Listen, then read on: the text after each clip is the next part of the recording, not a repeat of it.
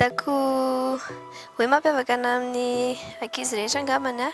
eo amin'le simplicité eo amin'le feo. Ny feoko somary tsotsotra kokoa par rapport amin'ny nen'ny ankizy nefa afaka manao zavatra tsara.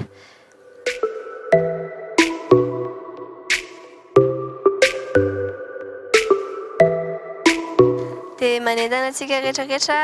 izay efa mifidy hatramin'izay a, na ny mpakafy na ny tsy mpakafy koa dia mbola angatahako mba hifidy anahy fa za mbola vonany hanao zavatra tsara foana ho antsika rehetra. Dia PZB espace G4.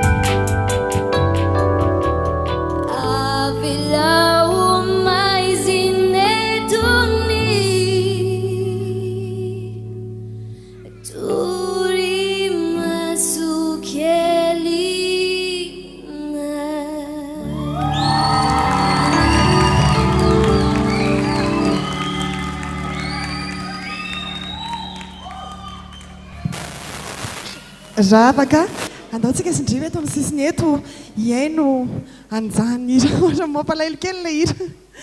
volan'ny kamboty ahoana ho ianareo mpitsara ary za aloha dia manaiky an'le fahaizanao milalao ambony senina foana navoakanao tsara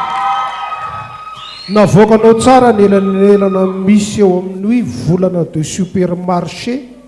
sy ny volana tena izy eny an-danitra bravo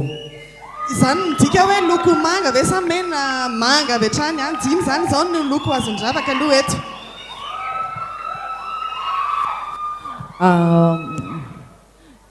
iny prestation teo iny vao mba tsy nisy hoe tsy tafiakatra na tsy tafiditra na tena mivalana be na